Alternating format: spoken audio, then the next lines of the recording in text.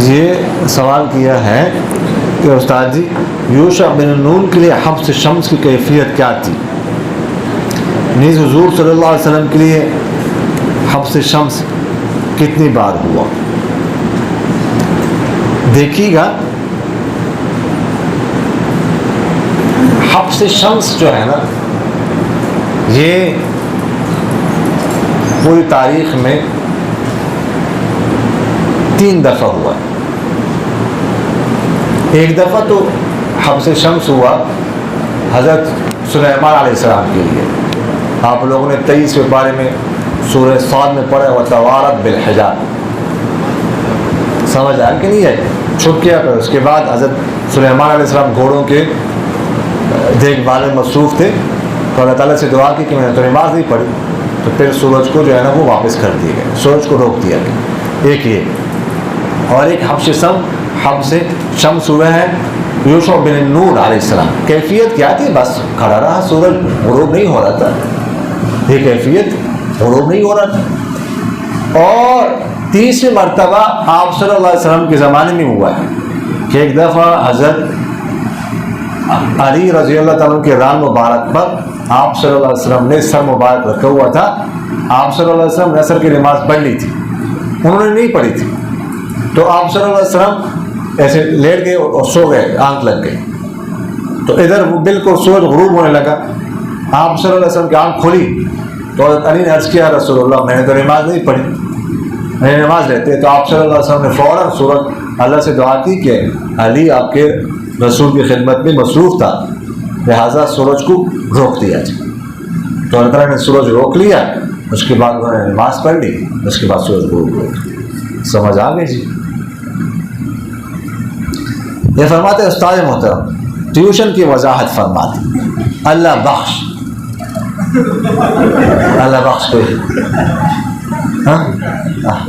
لا حول ولا، جس نے پرچی لکھی ہے نا اس کو کہہ دو کہ 1 بجے آ جائے رات کو بتا دو۔ استاد محترم دوران نماز امام صاحب کی قرات سنتے سنتے اگر مقتدی کی زبان سے 1-2 لفظ قرآن کا کہ ادا ہو جائے تو کیا نماز ٹوٹ جائے گی؟ نہیں، نماز تو نہیں ٹوٹ، قرآن کا لفظ اگر کوئی لکھ لے زبان سے تو قرآن کے لفظ سے نماز نہیں ٹوٹتی۔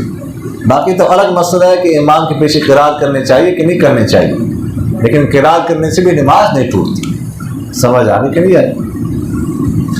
استاد محترم صاحب السلام علیکم ورحمۃ اللہ وبرکاتہ، یہ جو ہم کہتے ہیں کہ 2024 سال ہے، یہ عدد شمار کون سے زمانے سے شروع ہو گیا؟ رہنمائی فرمائیں۔ یہ جو انگریزی مہینے ہے نا، سال ہے، یہ عیسیٰ علیہ السلام کی ولادت سے شروع ہوا، عیسیٰ علیہ السلام کی پیدائش سے یہ تاریخ چل رہی ہے اور اب تک چل رہی ہے۔ سمجھ آنے کے لیے یہ فرماتے استاد محترم جب بیت المقدس اہل کتاب کے لیے ہے تو پھر فلسطین والے یہ کہتے ہیں کہ ہمارا ہے، رہنمائی فرمائیں۔ کس نے کہا اہل کتاب کے لیے؟ یہ کس نے کہا؟ وہ تو صرف ان کا قبلہ ہے۔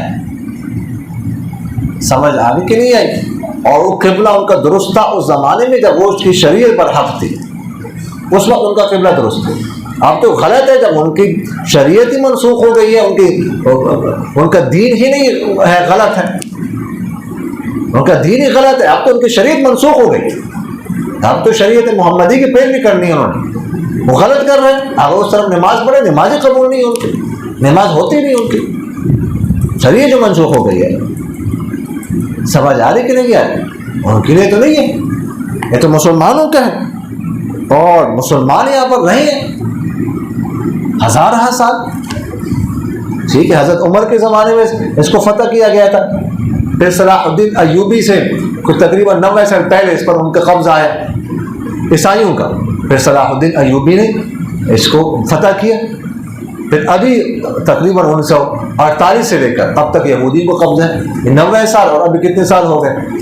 75-74 سال ہو گئے، بس اتنا جو ہے نا 1400 سالوں میں ان کا اہل کتاب کا قبضہ رہا ہے اس پر، بس باقی سارے مسلمانوں کا قبضہ رہا ہے۔